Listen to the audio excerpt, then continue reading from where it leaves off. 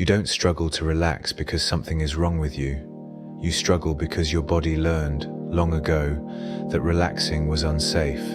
This isn't a failing or a flaw. It's a map your nervous system drew to keep you alive, an unspoken contract between your small self and the world's unpredictable tides. Each time you feel tension clinging to your muscles or your breath pausing in your chest, remember, this is not random, it is remembered. You are not unraveling, you are remembering what it took to get here, standing ankle deep in the water's edge, uncertain if you should move forward or retreat. There is dignity in this fragility, and meaning, however quiet, in the way your body refuses to let go until it believes you are safe. Imagine the surface of a pond, undisturbed for a moment, then touched by a falling leaf. The ripples spread out, circling wider and wider, long after the leaf has sunk beneath the surface. This is how your nervous system holds on to old alarms, relaying echoes of the past through each cell and sinew. Maybe you call it anxiety or numbness or overthinking, but your body calls it survival, a careful watch, a gentle guard, a refusal to betray old wisdom before new safety is proven. If you feel the urge to scold yourself for not being able to let go, pause. What if this holding is a form of loyalty, a last-ditch devotion to what once kept you from harm? Most people are taught to see their tension as an error, a glitch in the machinery. But the truth is gentler and more complex. Your system is not broken. It's doing exactly what it was trained to do. Like a city submerged beneath clear waters, there are layers of memory and meaning hidden just below what you can see. When you find yourself stuck in old patterns, unable to relax, you are not failing at life. You are listening to a language of protection, spoken by your own nerves. Can you feel the difference between self-blame and self-understanding? The former hardens the water, the latter lets it ripple and flow. We live in a culture that idolizes ease. Just relax, people say, as if the body was a machine with a simple off switch. But our bodies are more like rivers than machines. They remember every rock, every fallen branch, every drought and flood. The tension you feel isn't random, it's remembered. If you lie awake at night, tracing circles of worry, it is not because you are weak, but because your system learned that vigilance was the safest bet.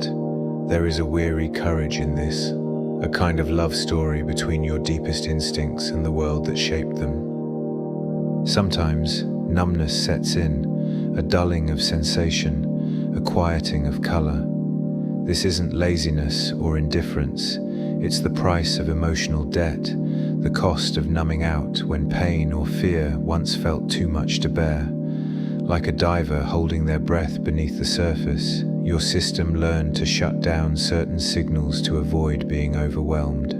But the bill comes due in the form of a flatness that lingers long after the danger has passed. This is not your fault, it is a testament to your endurance. Picture yourself standing in shallow water, uncertain. The light above you dances, fractured and beautiful, but your feet grip the silt. There is longing in your chest, a wish for safety, for release, for the world to be soft enough to lie back and float. But your muscles remember times when letting go led to sinking, or worse, to being swept away. There is wisdom in this caution. It is not cowardice, it is a slow, quiet assessment of the world's trustworthiness. The body waits for proof, not promises. It is possible to pay back this emotional debt, to coax color back into the world, but it happens slowly, in ripples, not waves. Just as water settles only after the disturbances subside, your system needs time and gentle repetition to believe in new safety. You cannot argue or shame yourself into release. You must show your body, day by day, that the world is different now. This is the work of healing, not erasing the past, but teaching your nerves a new story, one moment at a time. Think of the nervous system as a vigilant guard dog. It barks not because it is bad, but because it was trained to notice every creak and shadow. When you try to force it to relax, it only grows more alert, convinced there must be something amiss. But if you approach it with patience, sitting quietly at the edge of its territory, it may eventually lower its guard, just enough to sniff the air and rest its head. This is the slow magic of trust, built in micro moments. You may wonder, why can't I just let go? But the question itself can be a trap, reinforcing the idea that you are broken or defective. Instead, ask, what is my body protecting me from right now? This gentle curiosity can soften the edge of frustration, turning self-criticism into self-inquiry. When you listen for the answer, not with your mind, but with your breath and your bones, you may find an ache beneath the numbness, a longing beneath the tension, a story beneath the silence. The body's wisdom is ancient. It does not care for timelines or deadlines. It cares only for safety, for signals that it is allowed to rest. If you want to unwind the holding patterns, you must make space for slowness. Picture yourself submerged just below the surface, watching the sunlight ripple above. You are not drowning, you are observing. There is a city beneath you, built of old habits, old fears, and old triumphs. You do not need to bulldoze it. You only need to visit, learn its language, and return to the surface with a softer heart. The process of repair is not linear.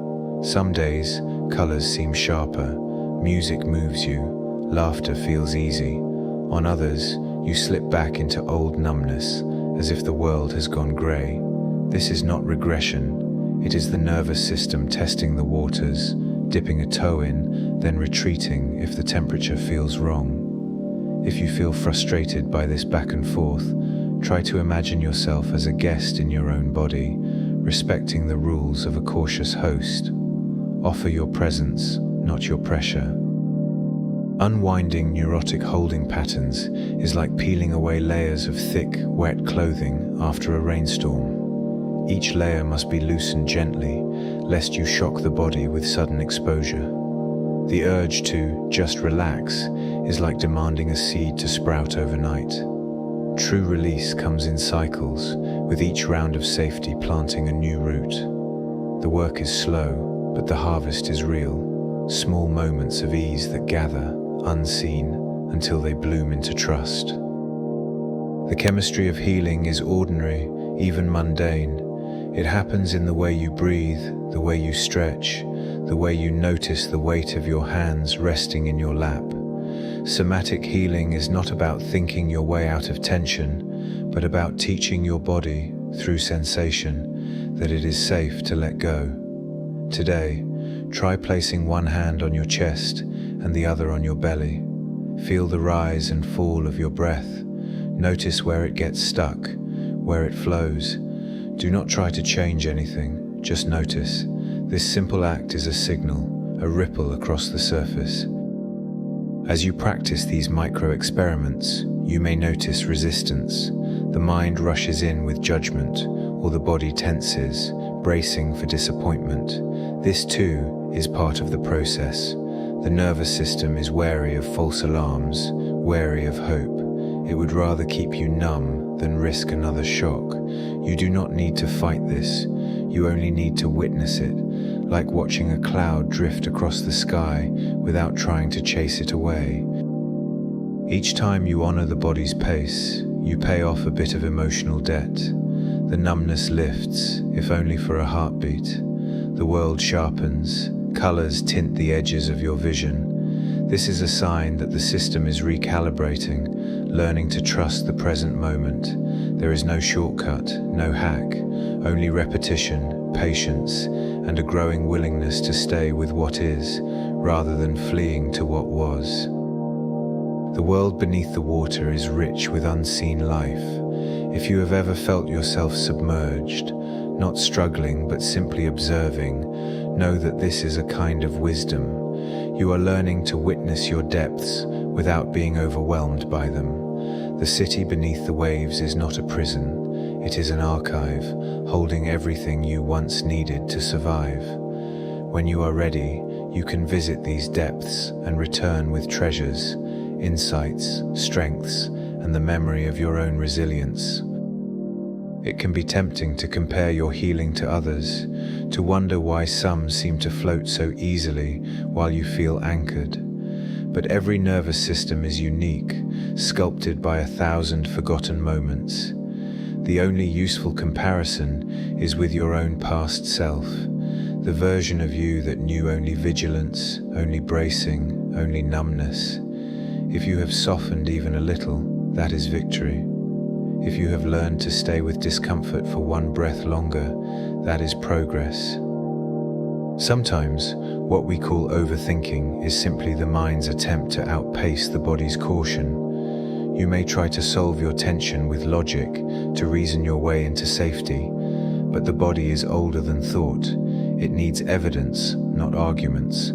This is why somatic practices matter.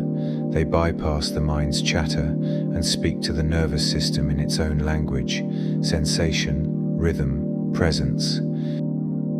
Picture again the surface of water, disturbed by a memory or a worry. The ripples spread, touching distant shores.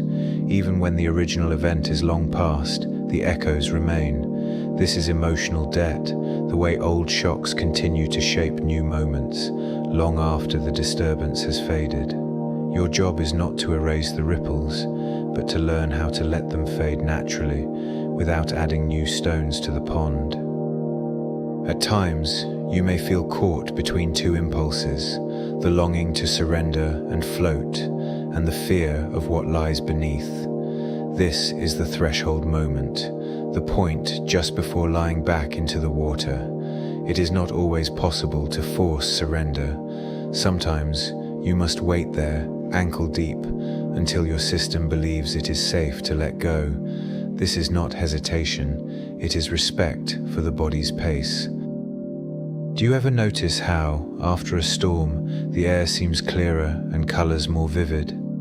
This is what happens after a wave of tension passes. For a moment, life feels sharper, the world more alive. These flashes are proof that your system can recalibrate, even if it takes longer than you wish.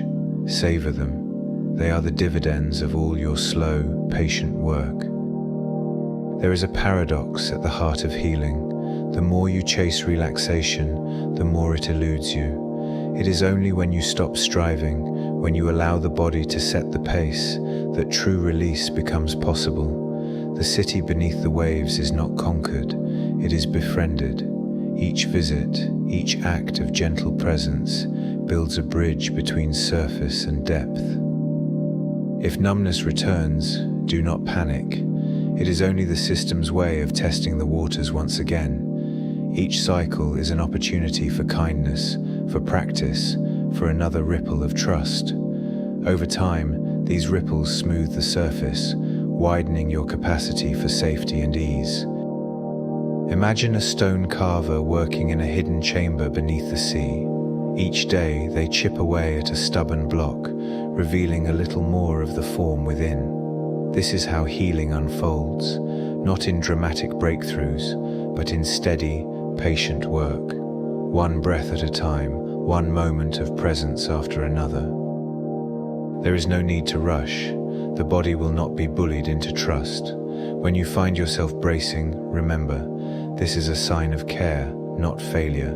Your system is loyal, doing its best with what it knows. With each act of gentle attention, you offer it a new possibility, a chance to rewrite the contract, to believe in safety now. Today, when you notice tension, pause and ask yourself, what would help my body feel 1% safer right now? It might be a softer chair, a slower breath, a kind word. Small acts make big ripples. Healing is not about erasing the past, but about integrating it, learning to stand in the water, ankle deep, and feel both the coolness and the support beneath your feet. The hidden city is always there, but you do not have to live in its shadows. You can visit, learn, and return to the surface, each time a little lighter. The journey is not about perfection. It is about practice, 1,000 small experiments in safety, presence, and release. You may never be entirely free from the ripples of your history, but you can learn to float, to watch the light above dance, to let color return to the world. If you find yourself longing for ease, know that this longing is a sign of life. It is the part of you that remembers what it feels like to belong to yourself, to rest without fear. Hold it gently, like a shell found on the shore, fragile, beautiful, and full of history. One day, perhaps without noticing, you will lie back into the water and find yourself held, not by force, but by trust, built ripple by ripple, breath by breath. The city beneath you will remain, but you will know you can visit and return, each time more whole. The work is slow, but the reward is real. A nervous system that trusts itself, a body that knows the difference between danger and safety, a life where colors are just a little more vivid than before. This is your inheritance, waiting for you beneath the surface, in the hidden city, in the ripples that never quite disappear, but grow softer, gentler, with every act of care. Thank you for watching and for walking this path alongside me. If you'd like to support the channel, please like and subscribe. For high-resolution art, music, and full transcripts, consider joining me on Patreon. Until then, carry these reflections gently with you, and I hope to see you again in the next video.